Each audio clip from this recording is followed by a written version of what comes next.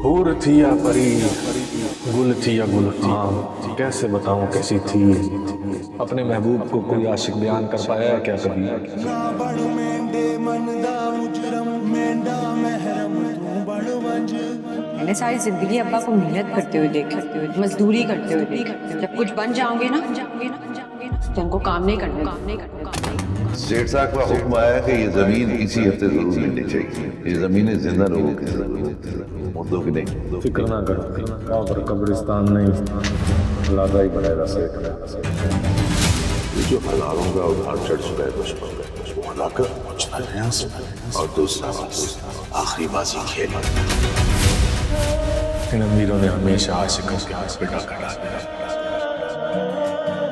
तेरे भाई को भी लूट लिया इन्हीं अमीरों ने।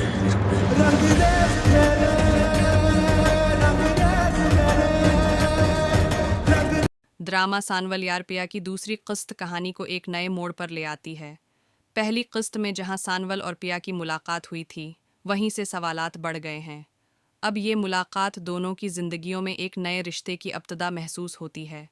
सानवल अपने माजी की तलख यादों के साथ जी रहा है। इसके दिल पर कुछ जख्म अभी ताज़ा हैं। वो किसी पर जल्दी एतबार नहीं करता, मगर दिल के एक कोने में उम्मीद अभी भी बाकी है। पिया के दिल में भी जज्बात की लहर है। वो चाहती है कि अपनी ज़िंदगी को एक नए रख पर ले जाए, मगर उसके सामने ख़ानदान की सख्त रवायात हैं। पिया अपनी खामोश तबीयत के पीछे बहुत कुछ छिपा रही है। वो जानती है कि सानवल से उसका रिश्ता महज एक इत्तेफाक नहीं, बल्कि तकदीर की लिखी हुई कहानी है। पिया की माँ अपनी बेटी के मुस्तकबल के लिए फ़िक्रमंद हैं। वो चाहती हैं कि पिया एक ऐसा फ़ैसला करे जो ख़ानदान की इज़्ज़त को कायम रखे। लेकिन पिया के दिल में जो ख्वाब हैं, वो माँ की उम्मीदों से बिल्कुल मुख्तलिफ हैं। इधर सानवल के घर में कशीदगी बढ़ती जा रही है। इसका भाई सख्त मिजाज है, जो हर वक्त अपनी मर्ज़ी मुसल्लत करता है। यही रवैया सानवल को खामोश और अंदर से कमज़ोर कर देता है। वो अपनी ख्वाहिशात दिल में छिपाए रहता है और बाहर मुस्कुराकर वक्त गुजार देता है। किस्त के बीच में कुछ लम्हे ऐसे आते हैं जहां सानवल और पिया दोबारा आमने सामने होते हैं। इन मुख्तसर मुलाकातों में ज़्यादा बात नहीं होती, मगर खामोशी सब कुछ कह देती है।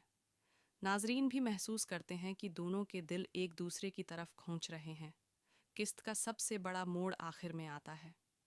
पिया के रिश्ते की बात किसी और जगह चल पड़ती है। जब ये खबर सानवल को मिलती है तो इस पर बजली गर जाती है।